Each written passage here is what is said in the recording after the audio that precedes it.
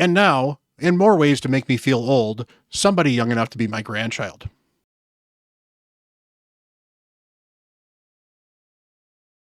Hello, everyone. Bront, CatHerder here. We're talking some Raid Shadow Legends and having some fun. I have a good friend on here with me. I have Felraus here. He is a newer content creator, part of the Hell Hades stuff. How are you doing, my friend? Well, I'm doing great, Bront. It's good to be here. It's good to be here, man. That is awesome. Now, he does a lot of the live streaming on YouTube as well as actually just do videos daily as well. Go check him out. He's got some fun content. He is newer to the game, and I say newer because I am dirt old in this game at over 4 years of playing. He's about, what, year and a half in, I think we were talking about beforehand, give or take. And brings some interesting perspective because he loves the live arena stuff. He does a lot of live arena content. I think that's a lot of what you end up streaming. And I've certainly been studying a lot of the live arena. I've done some collabs with some other creators where we've talked about it as well. And I thought it would be kind of fun to talk about live arena strategies and some of the things that I think of that maybe are different than some of the stuff that he thinks of just because of the maturity of our account and what we got. So, first of all, where are Absolutely. you in live arena? Where am I in Live Arena? I'm about a third of the way into Gold 3. Third of the way through Gold 3. So I've got Okay. my Quintus. Yeah, so Just you're climbing you're about around. halfway to of where I'm at on the bar I've got right here because I'm about 2/3 of the Yeah. way through Gold 3. So Gold 3 is a slog. Gold 3 is one of these things that you're going to be in here for a long time, and that's fine. Um, sure, that does mean, however, this is one of the nice things about this stuff and why we always tell people you should be doing it. Get your area bonuses in. This makes a huge difference in your account. So, and I'm sure you've got plenty of gold and stuff like that in there too, and I'm sure that makes a big Oh, yeah. difference. Yeah. So, Actually, the first area bonus I maxed was Hydra, ignore defense. yep. And so now I've got higher Hydra scores than I probably should because I've got speed, ignore defense, and crit damage fully upgraded. Those are my big three. So I went with those three, and I got a couple of things in Hydra battles. Got a couple of these things here in resistance and attack. Been focusing on Curse City lately because Curse City is where you get the merciless gear.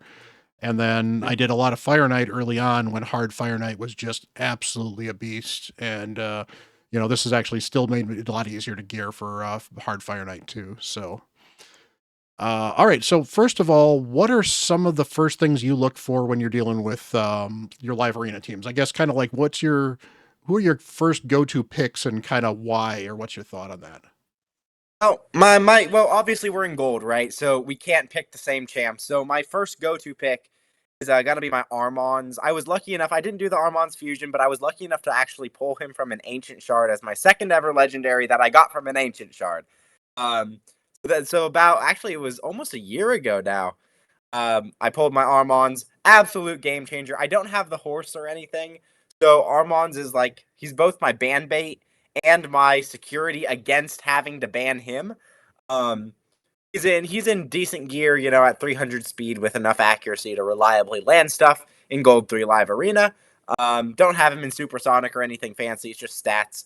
But he's gonna be my first pick just because I don't need him, and I need the opponent not to have him. You know what I mean? So that's kind of my thought process when I'm picking in Live Yeah, Arena. that's kind of my thought process with where I'm at with picking too. I'm kind of post Armands where I don't need him as badly as I used to because of the way my roster is. That doesn't mean I'm not going to build the second Armands I pulled a few days ago. This dude is going in my 3v3 defense, if nothing else, because he's going to be so valuable. But I oftentimes end up leaning on Marius a lot Okay. and Odin a Yeah. lot. And the part of the reason I've been able to move past Armands is Odin does a very similar job. In some ways, he does it better than Armands. In some ways, he doesn't do it quite as well as Armands. They are both good control lockout champions. Odin with his AoE stun after he removes all debuffs with decreased defense as well, which is kind of nice. He's definitely a little bit of the sheep bait, as it were, but that's part of why I've got him in some pinpoint as well. And Yeah. what he brings that Armands doesn't is he brings the damage with a revive on the one hit where you can single target somebody. Armands, on the other hand, brings the strip with the sheep, which can actually be very, very good for control as well. Both very interesting champions. But Yeah, it's kind of interesting that we both have a similar strategy from that end on some of the stuff that he brings. And actually, I guess the other part too of it, which is speed, is just so important. That speed Yeah. aura is just so clutch. And actually, this is a Hmm. pace where Armand's speed aura might be better than Odin's, because Odin's being at 40% sounds nice, but it's only for voids, so you can kind of Right. lose out on that as well. Yeah. No, I think Armand's is a really solid first pick. The other first pick I go to if they pick Armand's before me, Arbiter. My Arbiter is my fastest champ. I expect her to get banned if I don't have my Armands most of the time, just because she is so fast. But that's where my backup turn meter booster comes in, which is super important. If you guys have heard anything about Live Arena, you probably know having a backup turn meter fill is super clutch in Live Arena. Yeah, and again, she Arbiter's actually gained a lot of popularity again because she's got one of the best arena aura battles, Mhm. and obviously you want intimidating presence on her. There's no reason to go with anything other than intimidating presence on an Arbiter, because even if she's not in the lead, somebody will have the lead, and if you have intimidating presence on her, you don't need it with somebody else. But Right. that 30% speed aura is huge. It doesn't sound like much compared to 28, but when everyone is so close together with speed, that's 2 to 3 points of extra speed. That can make a huge difference. She has definitely seen a huge resurgence in Arena. I know I've talked to like Papa Drock, who's big into the endgame stuff, and he was talking about Arbiters kind of made it back in over Sify because Sify doesn't have the speed aura. So, Right. so I guess here's so okay. So if you Armand can't pick Armands because you didn't go first and they picked Armands instead, you're going Arbiter, and I guess who's the other first pick for you, and kind of why are you picking that pair? My other first pick is going to be Kymar, actually. So I have a pretty fast Kymar in Supersonic. So I've somehow got lucky enough to get a plus 300 speed Supersonic Kymar. Um, and he's not only good in dungeons, he's very good in arena. He's got the reset. He's got the buff strip with the crowd control sleep. He's got the A1, which is basically an AoE War Master proc. Um, I have a Kaleth as well. I was lucky enough to pull Kaleth, and sorry, not Armand's. Kymar is fantastic with Kaleth because Mm-hmm. Kaleth will boost your team back.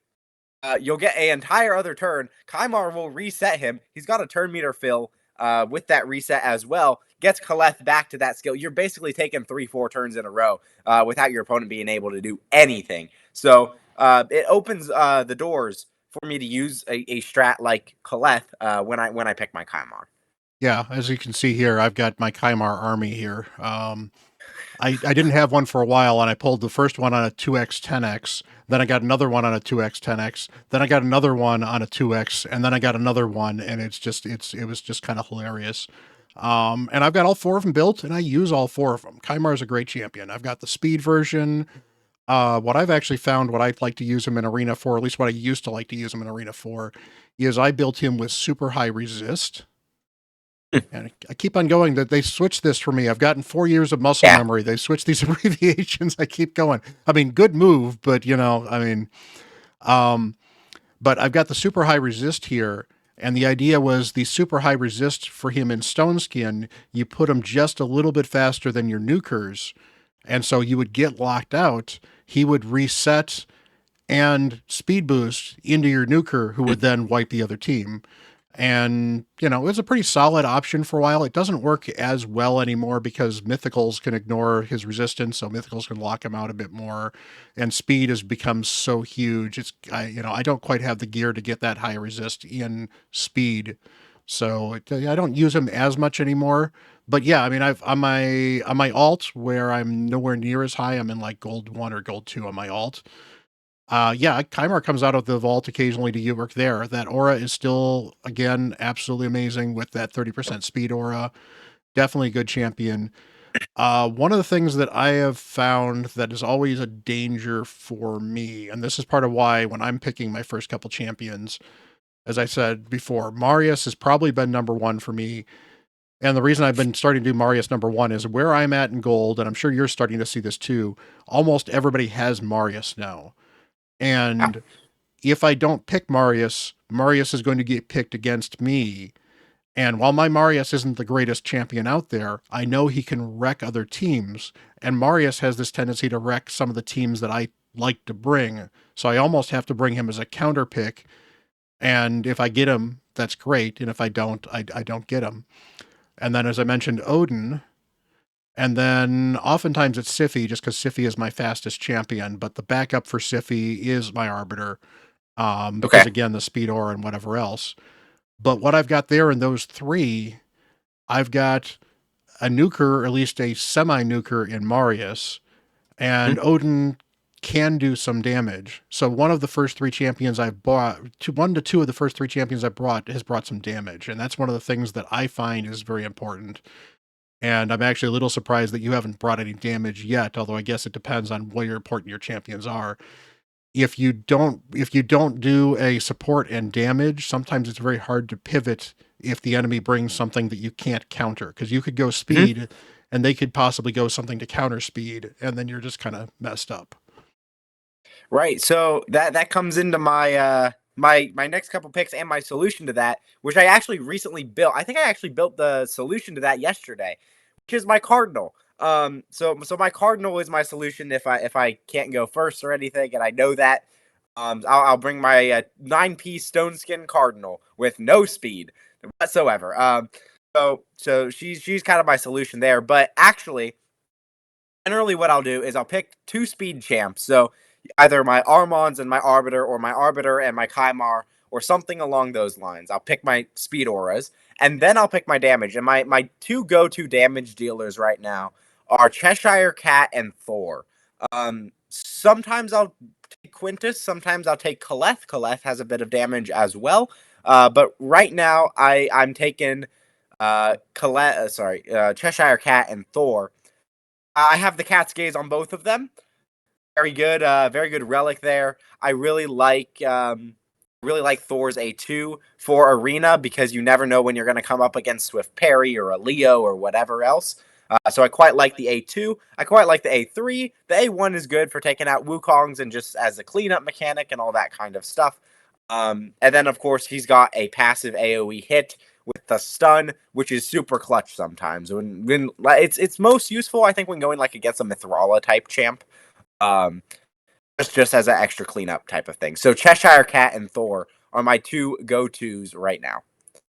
Yeah, I think Thor is very underrated as an arena nuker, because a lot of people, a lot of the high end accounts that were probably dealing with your nukers and like Thor, and to be fair, Thor, I named him as one of my top five most account changing champions I pulled or got on Yeah. my account last year. And he's just so brings so much damage, so much good utility. And yeah, I've even used him. I don't use him much on this account because I have other ways to get around block damage and unkillable.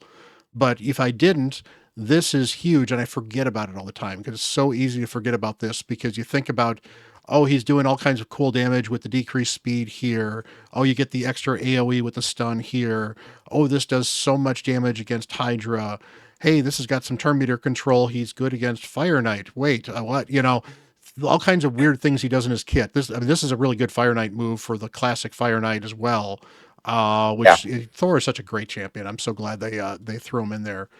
But Mhm. yeah, it's a lot of it is figuring out how to counter, and I guess that's probably where having a rounded account has kind of helped me out a bit. I mean, Mhm. I deal with Stone Skin. I've got a He-Man here as an option to deal with Stone Skin. I've got a Georgid who's an option to deal with Stone Skin. I've had this dude for a while. I love my Georgid. I don't use him that much anymore because he's so squishy and because he's very one-dimensional as pure damage. But Mhm. he's fun to use when I get a chance to bring him out. Um, Narcissus doesn't counter Stone Skin, but Narcissus is a lot of fun for me to bring out against Taurus teams, for example, or Rotos teams. Rotos can be really ultra annoying, and Narcissus can one hit Bestie Henry. Rotos easily. Very, very helpful, because this ignores passives that mitigate damage. He also is very good against a Taurus, for example. And I guess that's probably, like, I guess what kind of champions give you the most problems in Live Arena? So what's gonna give me the most problems? Anyone who can't go faster than me, or anybody who has an insane amount of sustain. I have a glass cannon nuke team. Like it's all in on speed, which is why I built the Cardinal, so that I wasn't just a one trick pony. Um, everybody everybody has these champs like their Crixia. You know, they're Mortu Macabs, you know. Really, really tanky champs that I can't just one shot, you know. Those are usually gonna give me the biggest problems. And Sun Wukong. Sun Wukong just gives me I don't have my Lydia yet. Mhm. I'm working on it. I'm almost there, but I don't have my Lydia yet, so I can't bring Lydia counter to Sun Wukong. I don't have any other block revive, so I get wrecked a lot by the Wukong Stone Skin teams. Um, those are annoying to me. But really, really anyone who I can't just kill, that's or anybody who's faster than me. You know, those are gonna be my Achilles heels. Yeah, and that's where, like, just to point out a free champion that actually helps counter Sun Wukong quite a bit, Carnage is absolutely amazing for this. Because he got the block passive skills and the block active skills, you can use him to lock out a Sun Wukong. So he can A3 and kill a Sun Wukong, and he won't get back up unless he's revived.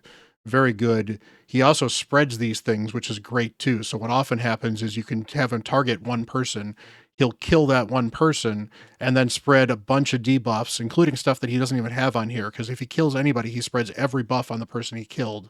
So it's great. He's Yeah. very, very helpful. I'm sure he'll be very helpful for you as well.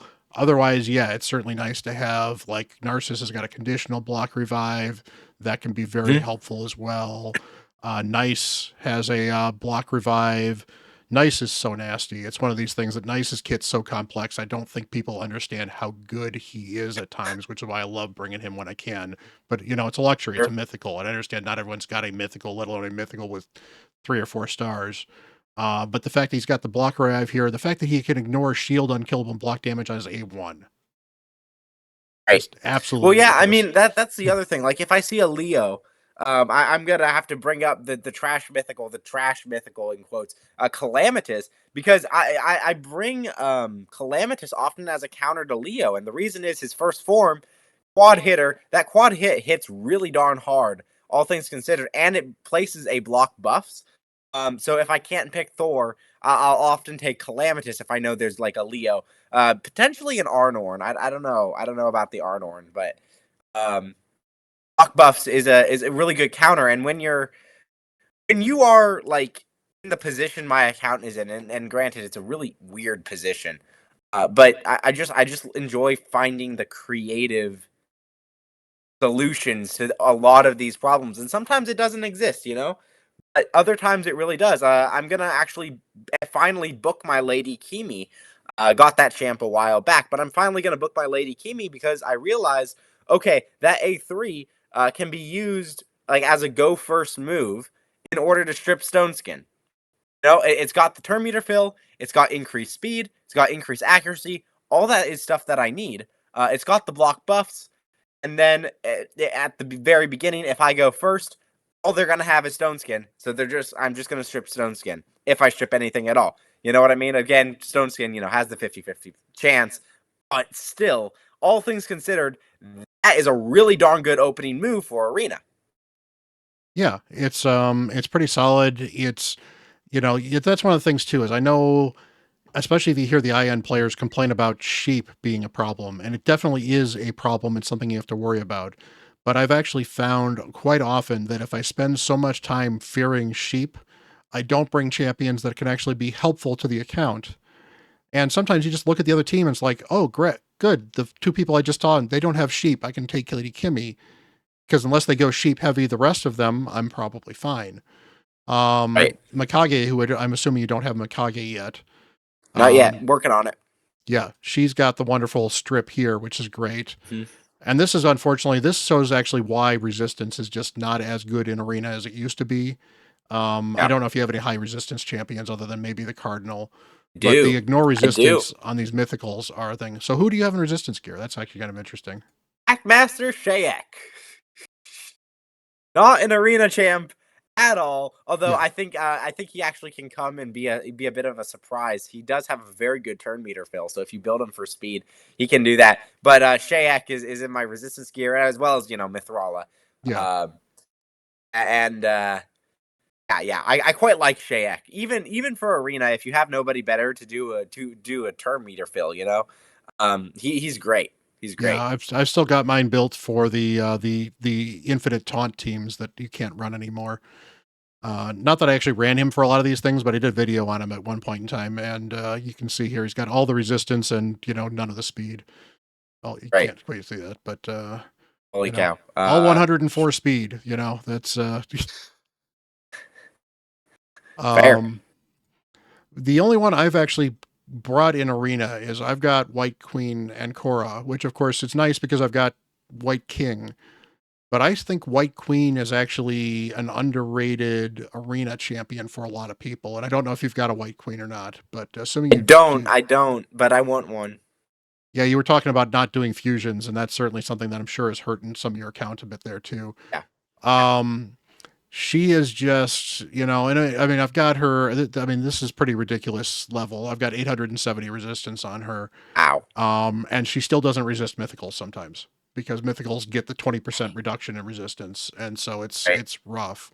But when she resists stuff, it's great because she'll have the revive, and the revive resets champions when she does it. And if I've got Narcissus on the team, she revives him, and he just goes right afterwards, has all of his skills, and I nuke everyone. And I can't tell you how many times I've won where I've gotten everybody cleared but Ancora after getting controlled, and then Ancora just basically picks up the White King and he just kills everybody else in the other team or most of the people, and then they leave afterwards. Um, Shields are certainly a hit or miss in arena, but the fact that this is an AoE cleanse, and if you've got White King, you get the strength as well. But this is a chunky shield, and it's some turn meter, so it's not too bad. And Only while it's two books entirely as well. random, this A1 cooldown reduction on a random skill for a random ally can be really, really clutch. In fact, quite Yeah. often, if I get locked out, rather than A2, I'll A1 in live arena. Not only so that if they didn't notice that she resisted, they will think, oh, she doesn't have her skills back, so I can go nuke everybody and be fine. But also, she might get the proc to get somebody else unlocked just randomly, which is going to be great as well. And the Right. passive is just so good. The ability to just kind of relocate who's getting feared and true feared and stuff like that. Um, Yeah, for sure. I don't think I have it yet. There's I don't have it. One of these things actually has a 25% chance of reflecting control debuffs back on the attacker. Oh yeah. I Yeah, want yeah. I to use put that it on on an Kymar. yeah. I want to put it on my Ancora because she pulls it from two different people. So I've got two different chances to throw it back at the attacker that way. And I think that'd be absolutely Right. fun. Yeah, yeah, for sure. That sounds super solid, man. So, you talk about underrated champions. I mentioned Ancora is definitely an underrated champion in live arena that a lot of people have. Name two or three underrated champions. You think champions that either give you problems that you don't think people should bring, that people don't bring enough, or maybe ones you like to bring that throw people for a loop. Oh, well, I think the Cheshire Cat has got to be one of the first on the list. Like I said before, he is my favorite nuker now. I don't know if you have him. I was lucky enough to pull. Actually, I got him from the Champ Chase without spending anything. That was crazy. Anyways, but I quite like the Cheshire Cat. Yeah, I need the He kitty. has an extra turn off of his A3, and it's super clutch because I can go in, I can kill, their squishy nuke or whatever. Even if I don't wipe out the entire team, I then follow up with the A1, and the A1's an AoE with the best multiplier. I think it's the best multiplier in his entire kit, and just finish everybody off. I don't see a lot of people bringing the Cheshire Cat. He is weird affinity for Arena, but I mean, if you can use Wukong, you can definitely use him. Also, off his passive, he can tank Siegfried. Um, which is super clutch as well. The only thing that I think would synergize super well with his kit that he doesn't have is an AoE buff strip. I think the if the A3 could bring a buff strip, that would synergize super well with his kit because he is fast. He is my fastest nuker that I have. You need speed for him to hit really hard. And either he has to nuke through Stone Skin or he can strip it. But missed opportunity, I think. But that's okay. We're given the game that we're given, not the game that we want Yeah, necessarily. actually, So I before we think find Cheshire another Cat's champion too, fantastic. that actually brings up a point. What kind of speed do you run a lot of your nukers at? Well, it depends on the nuker. Cheshire Cat's running at 266. Thor's running at like almost 230, I think. I have a soft spot for Tribune Heraclides. And he's running about the same as Thor. He can just spam his A2. It's insane and very fun. That one throws people off. That one throws people. Nobody expects Tribune Heraclides for Arena. Um, but he's very good. I mean, ignore 100% defense. The only thing is he gets really hard countered by Harima. Um, other than that, yeah, he's fantastic. Tribune is what faction again? He's undead. And oh, that's I know who that is. That's this good. Yeah, Yeah, yeah, I have not seen much of him in Arena, and I thought I'd see more of him because the fact that he can ally attack when dead is just kind of an interesting option. But yeah. he's got a weird kit. I would love to actually fool around with him at some point in time, but I don't have him. So He's awesome. yeah, I that love but him. that He's one of my favorite champs and one of the most fun champs on my account. one of the ones I think is a little underrated, and I don't use him as often as I probably should, and he's on my alt. Is I think Ah, Allele is actually a little better than people give him credit for. okay. And a lot of it comes from the fact that his passive gives him a 10% turn meter whenever they receive a buff. Mm, But it's literally whenever they receive a buff. So if Siffy, for example, gives him 3 buffs, that's a 30% turn meter boost in addition to the 10% that she throws on there as well. That suddenly turns Duchess into a turn meter booster for Allele, for mm, example. There's all kinds of cool ways you can use that to speed him up. And that means that we're talking about speeds. You don't actually have to build him with speed. So you can actually build him with attack percent boots, for example, and focus more on doing damage. And he'll just buff himself up to turns and then take turns and absolutely nuke people. Now, the big problem is he still doesn't hit super hard, but he does ignore great. Stone Skin, which is very good, as well as some of the other skills that you sometimes worry about with that as well. And he puts Stone Skin on himself if you kill people, so that's kind of nice. And then this Yeah, the block buffs here that doesn't get resisted is kind of nice, and the fact that he can remove increased defense and swap it out for decreased defense is actually kind of cool. So he's got a way to kind of get his way in there to nuke people and remove strengthen too, which are those are two good ways to tank your champions up in arena, and yeah, he removes both of them. So very underrated from that perspective. I'm not saying he's a top tier arena champion, but I think he can surprise a lot of people with how functionally good he can be, especially if you can't yeah. pierce stone skin.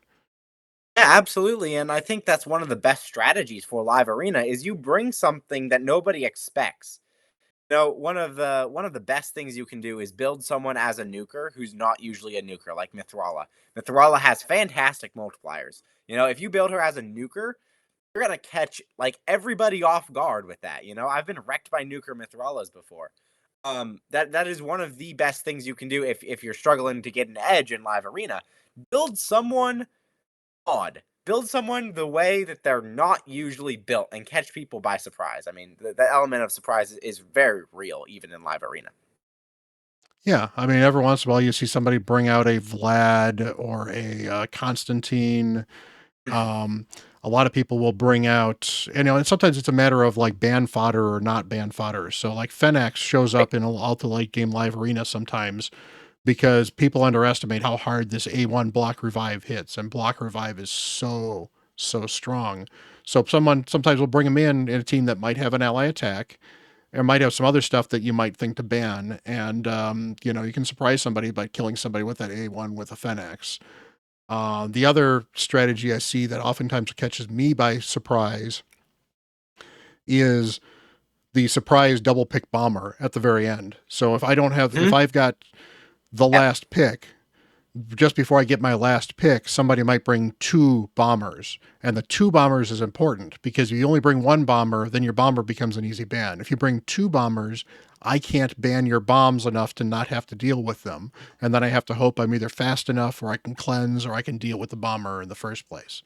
That's actually part Right. of the reason. I don't know if you've fought Commodus a lot, but Commodus is Oh yeah. absolutely gross to deal with because he can literally on one turn strip all your buffs, buff himself up, bomb you, and the bombs explode right away. So you literally have like no prayer if you can't deal with bombs with him. Yep. Yep. I mean, I have an Elva. Haven't pulled her out. very much for live arena, but she's certainly a solution that I have on my account for bombs. Mostly, what I try to do is like the one I run into the most is Nishak. He's Force Affinity. I've got my cat, and my cat can break Stone Skin pretty easily, so I'll just out nuke him, Mhm. or at least try to out nuke him. And I usually bring a Podreg, Grand Oak Podreg, as my backup turn meter fill. So I've got an ally attack. I have some ways to deal with them. Um, Admittedly, if they're fast bombs, then I'm screwed. Yeah, I use Podreg regularly, mostly for he's part of my Armands and White Queen team. But yeah, that extra speed cleanse is very nice. And that's the thing too. But certainly one of the ways to deal with bombs is assuming you have a turn to deal with them in the first place. Cleansers help a lot.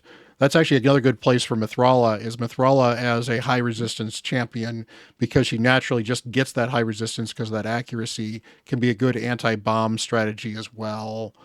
Stone Skin is certainly a problem for bombs now, which is good because otherwise Stone Skin would just run absolutely rampant. So that's part of the reason you see a lot of those bombers coming out now, at least. But Yeah. just so, why don't we wrap this up a little bit? Any final tips that you find that kind of help you in live arena overall? Be creative and with that unexpected thing, that unexpected thing that's going to give you the edge. Like, be creative with it. Experiment with different teams. Obviously, as your roster expands, that'll be easier. Figure out what works for you, what works for your play style, and have fun with it. I know it can be discouraging, lose a lot, but it is what it is. It is what it is. It's the game that we have, and you might as well make the most of it. You know what I mean? And you too can get Quintus. I got Quintus in just over a year. You too can get Quintus without spending anything. You know what I mean? It's Yeah. very doable, and Quintus is fantastic. Quintus is You fantastic. got Quintus before Lydia, which is interesting. So And Mithrala. that may or may not, show you where your focus needs to be, but that's a different problem. But yeah, I mean, that's one of the things here. Like I've got a 60% win rate, and I totally am aware that my 60% win rate is probably about 5 to 10 points higher than most people's win rate. And a lot of that's because when Live Arena first opened up, I had a gold level account, at least back at that time, and I was in bronze with everybody else that was in bronze, and so it was this big mad rush up the hill. And now that it's evened out a little bit more, the lower ends of Live Arena can be a little hit or miss, but generally, if you've got an ultra powerful account, you can win a lot. And it's very Yep. unlike Classic Arena, where you really want that 90-95% win rate on Classic Arena stuff because, you're picking your fights, you're picking your targets, you know that they're going to be programmed. And honestly, half the time people are putting in mediocre defenses anyway, so you're not necessarily going against the best of the best.